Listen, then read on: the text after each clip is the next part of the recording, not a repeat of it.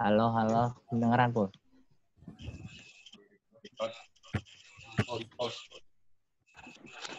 Udah. Siap.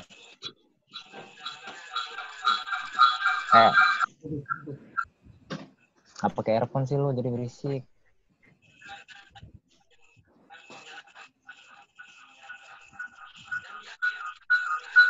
Aduh.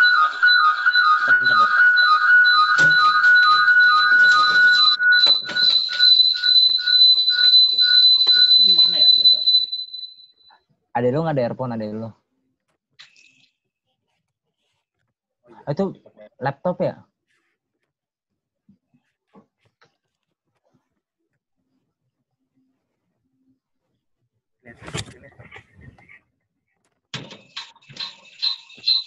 Coba pakai earphone dulu ya.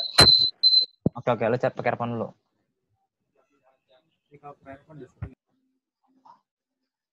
Let's go. Oke, gimana nih Pul? Ayo mulai langsung. Oke, bismillahirrahmanirrahim. Assalamualaikum warahmatullahi wabarakatuh. Merdeka. Waalaikumsalam warahmatullahi wabarakatuh. Ya, Merdeka. baik, alhamdulillah. Alhamdulillah, sekarang kita sedang melakukan tugas UTS lah ya. Tugasnya sangat seru banget. Asik deh pokoknya. Nah, sekarang di sini kelompoknya saya, Raffi Darussalam, bersama Saiful Aziz. Wih. Gimana Pul? Mana suaranya Pul? Gak kedengeran nih. Guys. Oke, itu dialah suaranya Saiful Aziz. Ya baik. Di sini pertama saya dulu nih nanya Pul ya, baru nanti Pul yang jawab. Langsung saja lah ya, biar waktunya tidak menghabiskan waktu lama. Oke, baik. Yeah. Di sini saya akan bertanya kepada Saiful nih. Aduh, jatuh Pul. Sorry. Oke. Yang pertama itu, apa sebab dari pernikahan itu? Coba jawab Saiful. Ya, sebab pernikahan ya secara umum itu pasti adanya ikatan suami istri. Yang kedua, adanya bisa memiliki sebuah anak. Nah, pasti di situ memiliki sebuah keturunan. Oke. Oke, mantap. Jawabannya emang sangat keren sekali.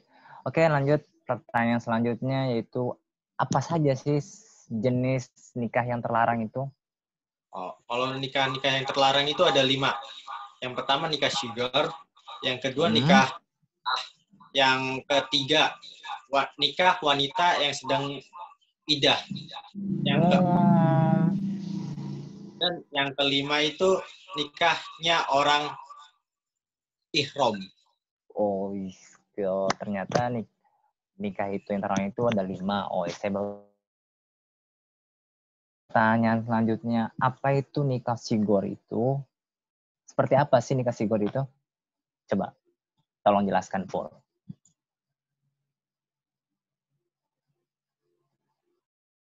Bahwasanya Rasulullah SAW melarang sigor.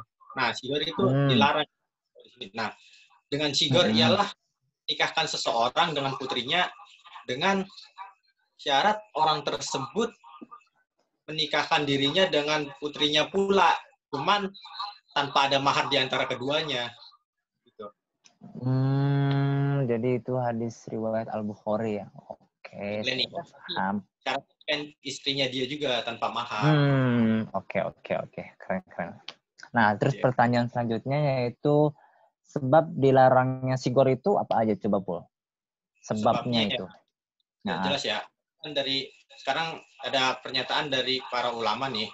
Syekhul Islam itu ya, kata Allah mewajibkan mahar dan tidak mewajibkan para saksi iya. Barang siapa yang mengatakan bahwa mahar itu tidak apa walaupun nggak ada. Nah, di situ padahal tidak sah kecuali dengan adanya para saksi, maka dia telah menggugurkan apa yang diwajibkan Allah kepada dan mewajibkan apa yang diwajibkan Allah. Jadi dalam pernikahan itu seharusnya memang ada mahar.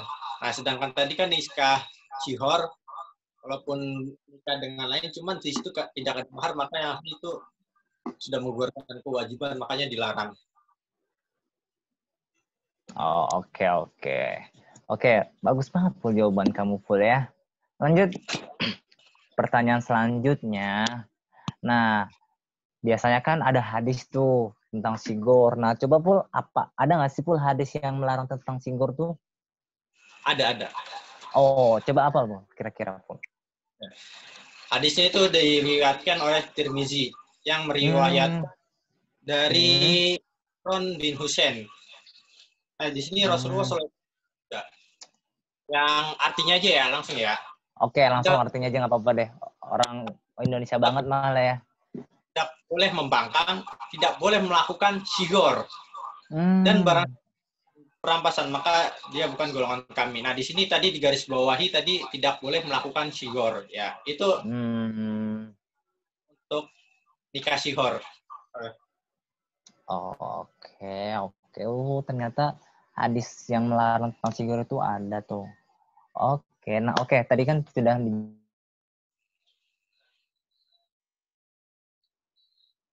Oke, lanjut.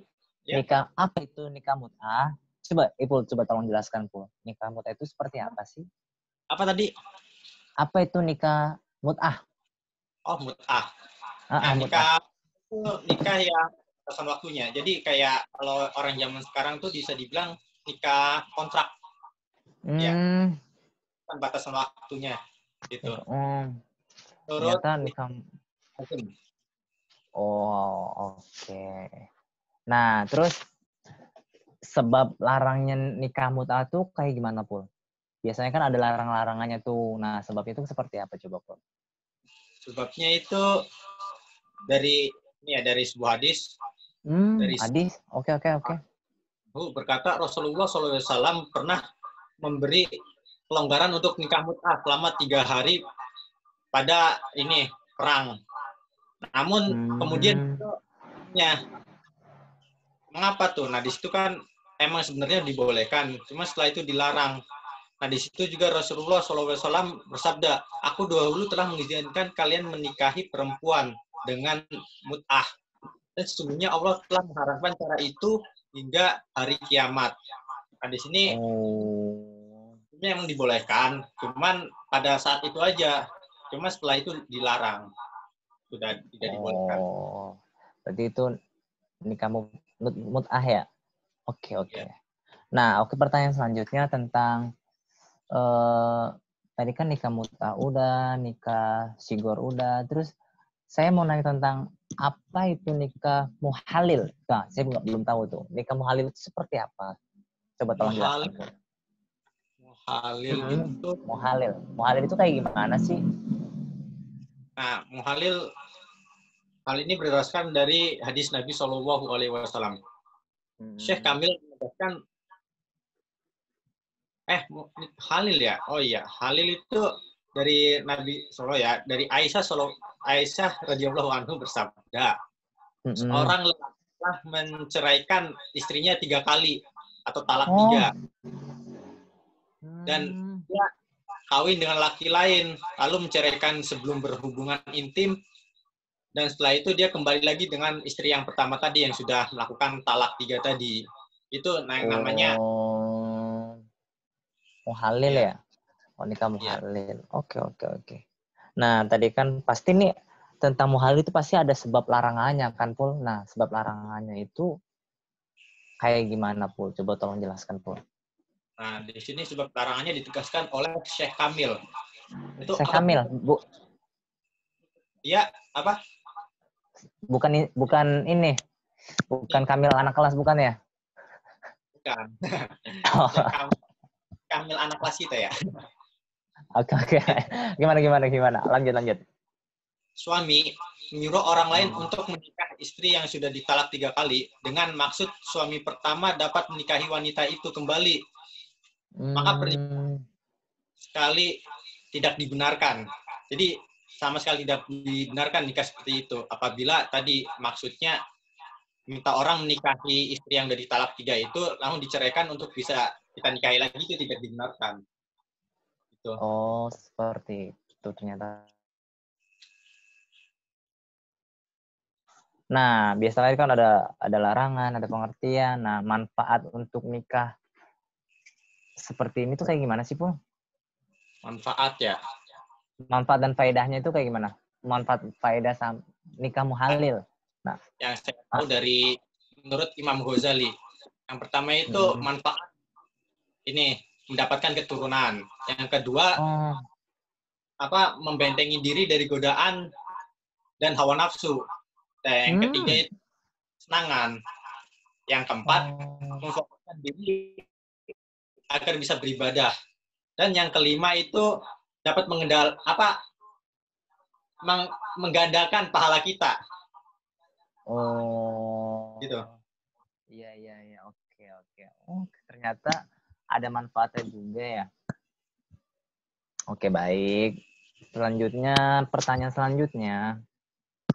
Nah, tadi kan ada maksud mendapatkan keturunan tuh, maksud dari faedah mendapatkan keturunan Rasulullah yang sabda dalam sebuah hadis yang meriwayatkan Abu Hurairah bersabda. Nah, itu tuh maksudnya gimana, Pul? Maksud dari faedah mendapatkan keturunan. Itu kayak gimana? Keturunan ya, maksudnya ini di dalam hadis Rasulullah yang dibunyikan Rasulullah bersabda dalam sebuah hadis yang diriwayatkan Abu Hurairah. Yaitu ketika seorang telah meninggal dunia, maka terputus. Nah, itu kan udah yang umum ya, udah tahu lah harusnya. 3 amalnya apa sih? Ada qadariyah. Yang kedua, ilmu yang bermanfaat. Dan yang ketiga, anak yang soleh. Nah, itu salah satunya tuh yang ketiga tadi. Itu doa yang gak bakal terputus kan. Bahkan ada berkata di sebagian ulama yang mengatakan walaupun anak itu tidak soleh akan bermanfaat untuk dirinya. Oh iya, oke Bu. Iya, saya pernah dengar sih kata-kata itu, Pul. Cuman keren sih ini penjelasan di Pul nih.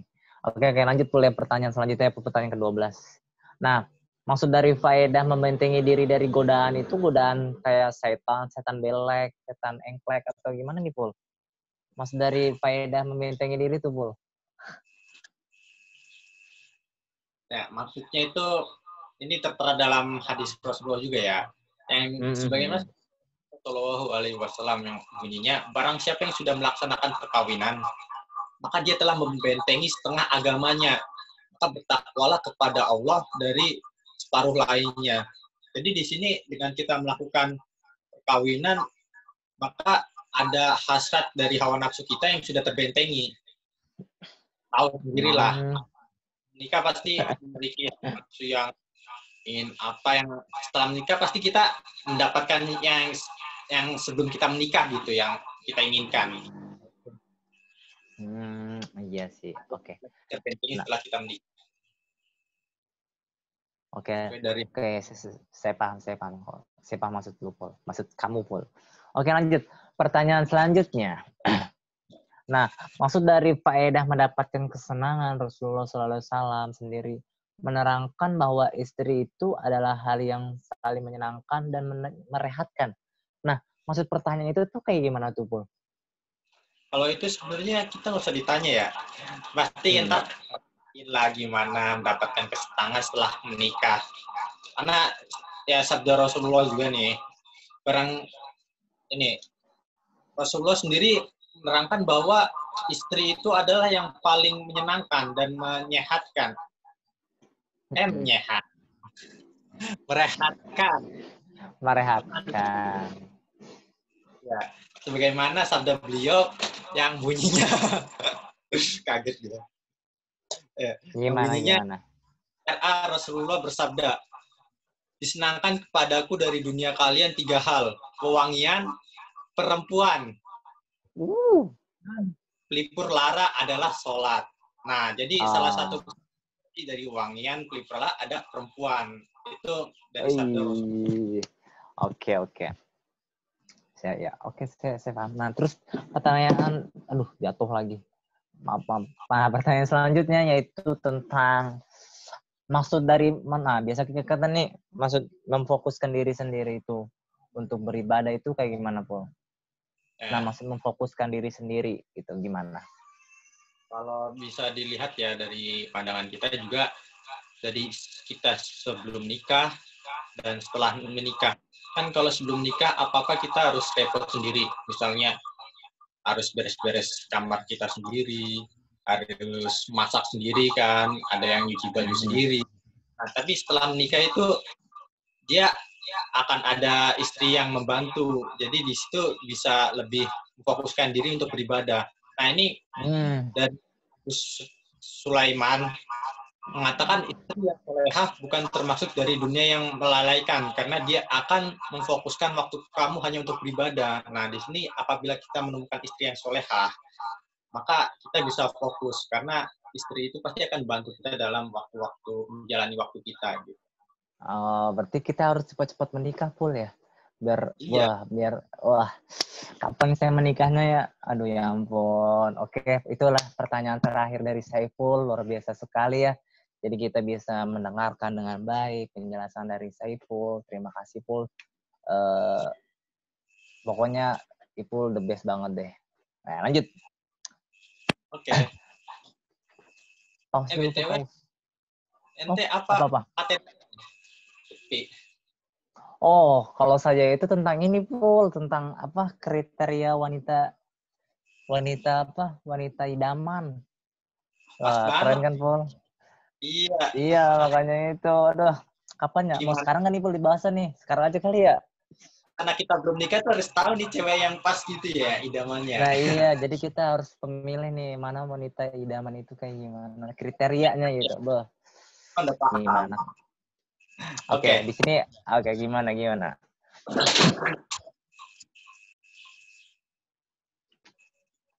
Jangan sebutin nomornya aja, Pura. Pertanyaan selanjutnya aja. Ya. Lanjut ya. Ya. Gimana? Tadi kan tentang perempuan yang baik ya. Nah ini kriteria wanita yang akan dinikahi itu apa? Oh, asik nih. Ibu harus tahu nih, Pul. Jadi perempuan yang kriteria wanita yang akan dinikahi itu ada 4. Pertama itu hartanya, nasabnya, kecantikannya, sama agamanya, Pul. Jadi kita harus kita harus memilih kriteria harus ada 4 itu. Hartanya, ingat nih, Pul, hartanya, nasabnya, cantiknya, dan agamanya. Itu penting, Pul. Oke? Oke, ada lagi nggak nih pertanyaan nih? Lanjut lah, tanya lagi lah ada. Gimana? Yang kedua nih ya, apakah pernikahan seorang laki dengan 2 orang wanita sekaligus dilegalkan berdasarkan undang-undang? Gimana? Nah, jadi undang-undang perkawinan juga menegaskan bahwa pada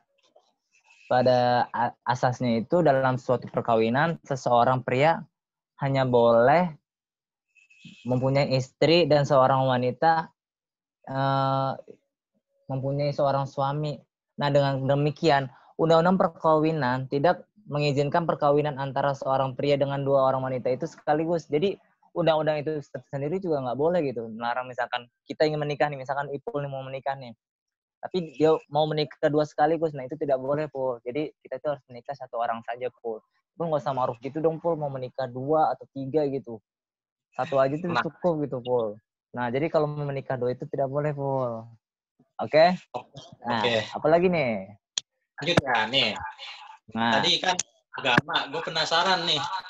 Wanita yang baik agama tuh yang gimana? Oh iya, tadi kan disebutin ada 4 ya. Nah, yang pertama itu, kriteria itu ada agama ya kan. Nah, maksudnya dari agama itu, nah dari di sini Imam Syafi'i menafsirkan bahwa perempuan yang baik agamanya adalah perempuan yang memiliki sifat adil, semangat dalam ketaatan dan amal soleh, menjaga diri dari sesuatu yang diharamkan. Nah, meskipun itu terlihat sepele, tapi maksud dari agama itu ya kayak gitu. Jadi kita itu tidak boleh, perempuan itu ya harus menjaga diri dari sesuatu yang diharamkan gitu. Jadi kita harus pokoknya menjaga diri, itu adalah baik menurut Imam Syafi'i. Seperti itu. Oh, oke. Tahu sekarang gua. Nih, Terus yang kan ada janda sama perawan ya, Pi. Iya, iya. Janda Nah sama itu perawan nih, gimana, lebih gimana? baik nikahi janda atau perawan nih? Waduh, ini berat Ah, banget ini. Ipul nanti mau milih penasaran nih janda atau makanya. perawan ini? Oke, oke, oke, oke. Nah, menurut ulama Syafi'iyah dan Iya. Hanabiyah, nah yang berpendapat bahwa perempuan janda itu lebih utama dari perawan, Pul. Nah, jadi janda itu lebih utama ternyata, Pul, menurut ulama Syafi'iyah dan Hanabiyah jika keadaan itu memiliki maslahat seperti seorang duda yang membutuhkan ibu untuk mengasuhi anak-anaknya atau seorang laki-laki yang lebih untuk menebus keperawan wanita. Nah, jadi menurut Imam Syafi'i ini ternyata lebih janda itu lebih apa ya lebih utama Pul, bukan perawan. Padahal memang perawan juga oke juga sih. Tapi lebih baik saya juga memilih perawan sih sebenarnya. Ya nggak sih Pul? Tapi ini menurut Syafi'iyah gitu. Lanjut Pul, lanjut. Apalagi nih? Jadi mau perawan apa janda nih? Ya, saya sih ya masih perawan loh Pul, harus. Oke, ya, lanjut nih. Oke, lanjut, Tanya lanjut, lanjut. selanjutnya nih ya, Pi. Ah, Kan tadi ada yang tentang nasab tuh.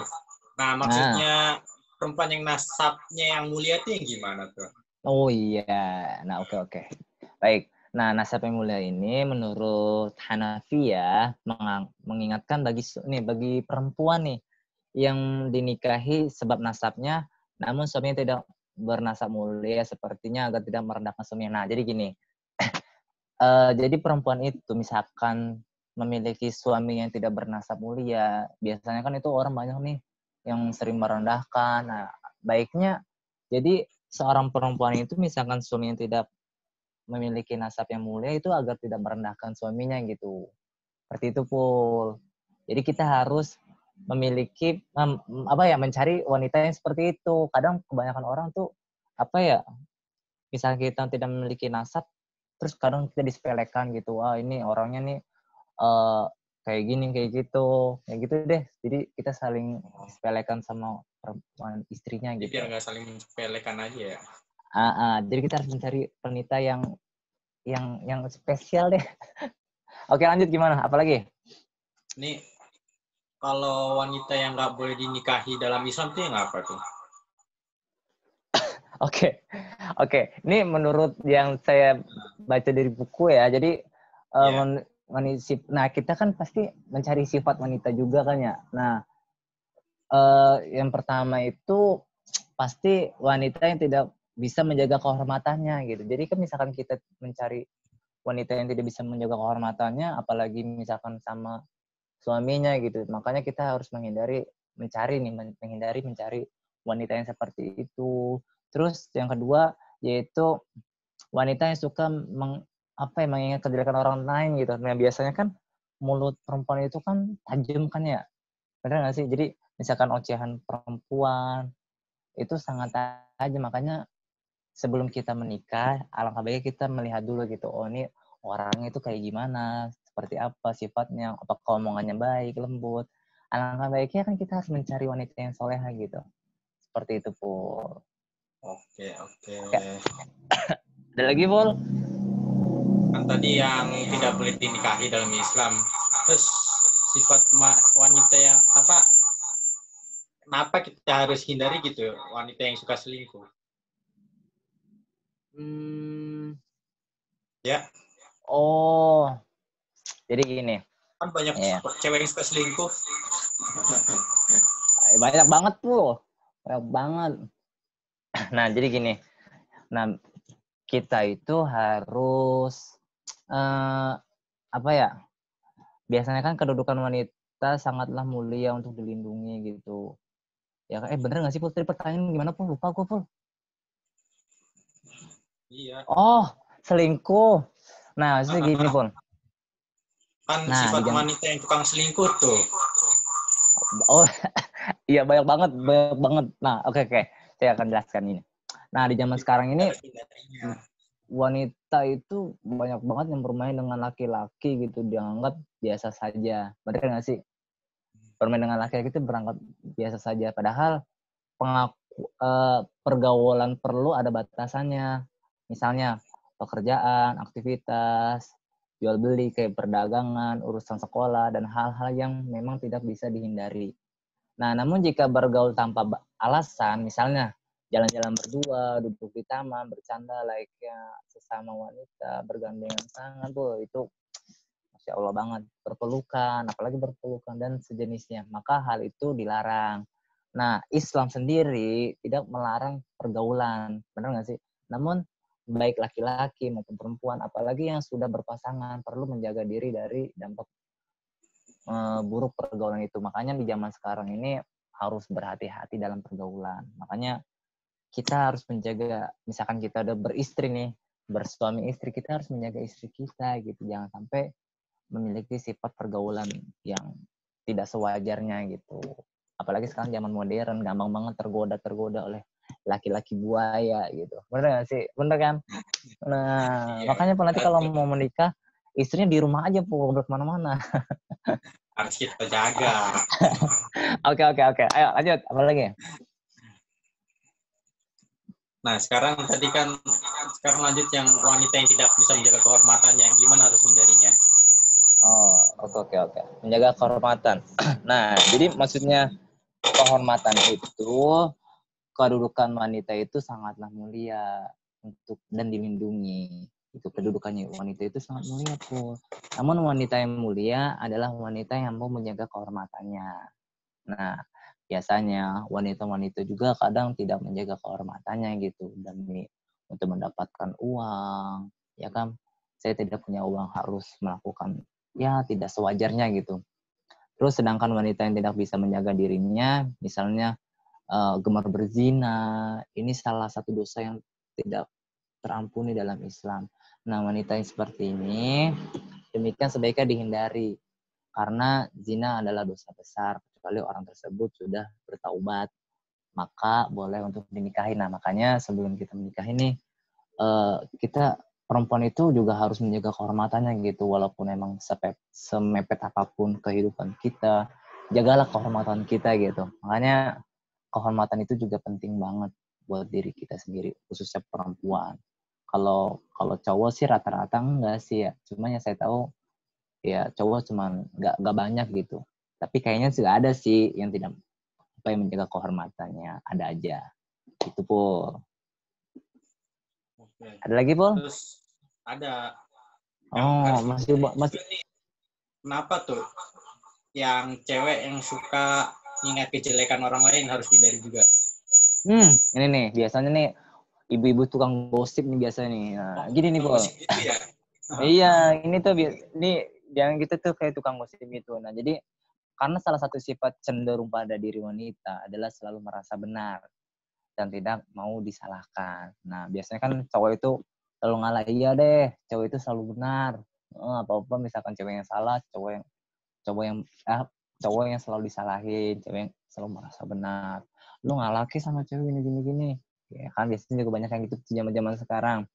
Nah, lebih bahaya lagi terdapat wanita yang suka mengikut mengungkit. Nah, mengungkit biasanya kita tuh misalkan kita melakukan kebaikan tuh selalu diungkit gitu.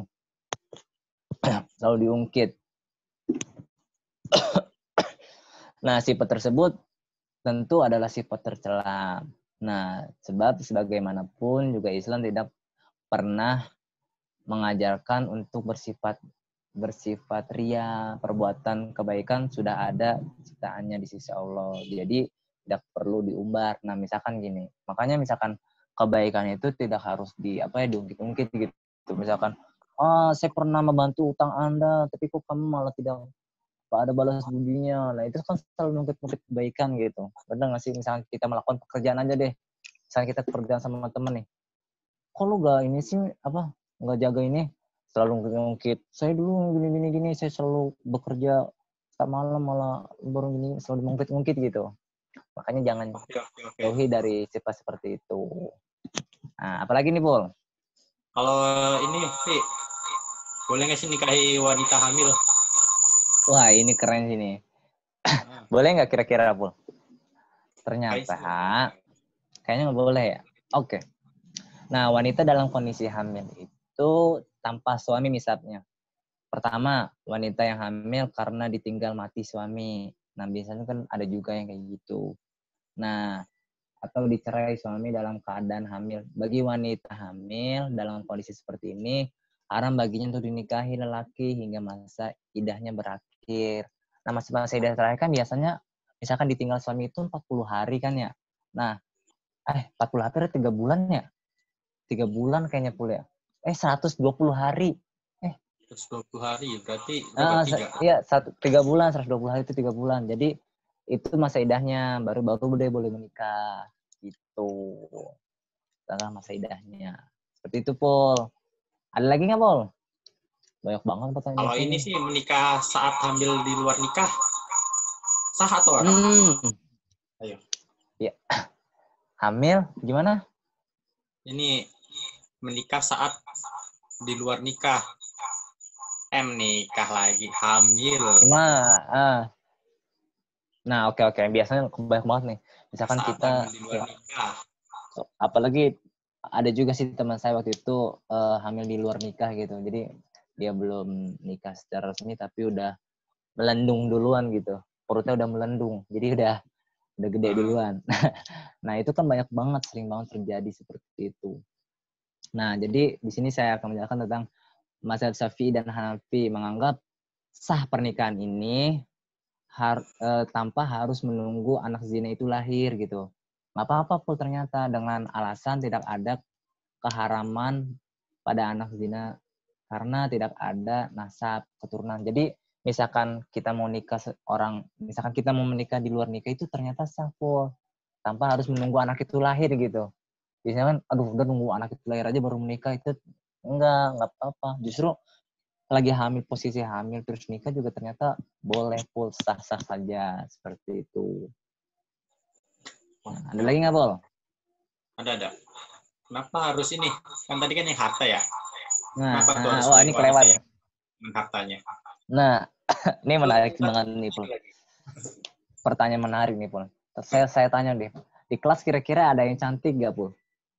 Ada dong. Oh, ada dong. Ada kan? Menurut saya, Pol, kan menurut saya juga pasti banyak. Ada sih banyak malahan. Nah, kenapa kita harus memilih wanita kriteria secara cantiknya? Karena gini, Pul. Kalau seandainya, misalkan gini, maksudnya tuh memilih di sini seseorang wanita akan menyenangkan hati seorang laki-laki gitu. Jadi misalkan kita tuh perempuan itu harus terlihat membuat kesenangan untuk laki-laki gitu. Saat dipandang, kayak enak aja dipandang gitu. Misalkan kita aja nggak terlihat untuk dipandang buat laki-laki kan, jadi laki-laki itu juga kadang suka ini gak enak banget untuk dipandang gitu. Nah, makanya pasangan kita juga harus memilih cantiknya, Pul. Tapi ada juga sih yang bilang nyari perempuan itu nggak harus cantiknya, yang penting akhlak ya. Nah, iya betul juga. Kadang cantik, apalagi kita bisa mendapatkan kayak cantiknya, akhlaknya, solehnya. Nah, itu sangat-sangat beruntung sekali sih. Kadang kan itu iya masuk ke faedah tadi ya berarti ya. Iya, itu kan biasanya banyak juga tuh ada yang bilang udah nggak usah cantik, yang penting mah soleha. Kalau ini sih kalau ngeliat dari hartanya itu, nah iya nih, biasanya orang suka pilih-pilih gitu. Biasanya orang kaya terus udahlah nggak usah nikah sama yang miskin. So, kita tuh harus setara bibit bobot dan bobot gitu deh. Biasanya orang-orang kaya kan bilang gitu kan ya. Nah, ternyata kita harus memilih orang kaya itu nggak harus kaya, nggak harus miskin. Padahal kita juga sebenarnya tapi memilih pasangan itu yang memang setara sama kita gitu, dalam artian sosialnya bagus, terus jangan memilih ini takutnya misalkan kita memilih kita kan kadang suka memilihnya, udah saya maunya hartanya aja, takutnya itu tidak langgeng gitu, Pul. Makanya kita harus setara aja gitu mencari pasangan seperti itu, Pul. Ada lagi, Pul? Cukup apa udah nih? Langsung 2 ya. Boleh. Langsung deh, boleh, ayo. seorang wanita menikah dengan lelaki non-muslim, boleh nggak tuh? Dan bagaimana hukumnya? Terus yang kedua, apakah seorang muslim nikah dengan agama, hukumnya apa? Gitu. Oh, apa hukumnya ya? Oke, baik. Pertanyaan yang pertama. Ya, pertanyaan beda agama. Apakah seorang wanita Islam boleh menikah dengan seorang laki non-muslim dan bagaimana hukumnya? Oh, oke. Jadi gini, Pul. Jadi perempuan yang beragama Islam menikah dengan laki-laki non-muslim, non-Islam lah. Laki-laki beragama Islam menikah dengan perempuan non-Islam, perempuan beragama Islam menikah dengan laki-laki non-muslim. Nah, itu adalah jelas dilarang, Pul. Dilarang alias haram. Dalil yang digunakan untuk larangan menikah muslimah dengan laki-laki non-muslim adalah surat Al-Baqarah surat yang kedua ayat 201, dan janganlah kamu menikahi wanita musyrik sebelum mereka beriman. Nah, jadi kan sebelum orang itu beriman, kita tidak boleh menikahi gitu, Pul. Jadi kita harus dia harus beriman dulu gitu, baru kita boleh menikah. Seperti itu. Dan apa hukumnya seorang muslim menikah dengan beda agama? Itu adalah perkawinan beda agama adalah haram dan tidak sah. Seperti itu, Pul. Jadi tidak sah, Pul. Misalkan kita mau menikah dengan beda agama, nggak boleh. Banyak sih yang kayak gitu. Cuman nggak boleh, Pul. Gitu. Apa udah cukup apa belum nih, Pul? Oke, kayak gitu dah. Mantap banget, Pi. Aduh, ya ampun. Terima kasih. Ya mungkin banyak kesalahan juga sih ya. Saya juga masih banyak belajar kok, Pul. Tenang aja. Nih, itu aja nanyanya nggak macem-macem. Oke. Terima kasih Puli atas waktunya. Ya ampun, kita berbincang-bincang. Aduh, saya juga banyak yang tahu gitu dari informasi Saiful, penjelasan dari Saiful. Keren nih pokoknya, Pul. Yuk, kita mau tutup gimana nih, Pul nih? Ayo, gimana? Udah aja lah, tutup aja dah. Tutup aja langsung ya? Aduh, kelamaan lagi ntar ya. Ya ampun. Ya, gimana nih? Oke, terima kasih atas perhatiannya. Ipul juga ngomong no. Terima kasih, Pul. Gimana, Pul? Ya, terima kasih pada teman-teman yang sudah memperhatikan. Maaf suaranya. Nggak apa-apa, tenang aja. Ya, terima kasih. Kami ucapkan terima kasih atas perhatiannya. Telah ditonton, jangan lupa subscribe di sini. Jangan dislike, harus like ya. Oke? Terima kasih.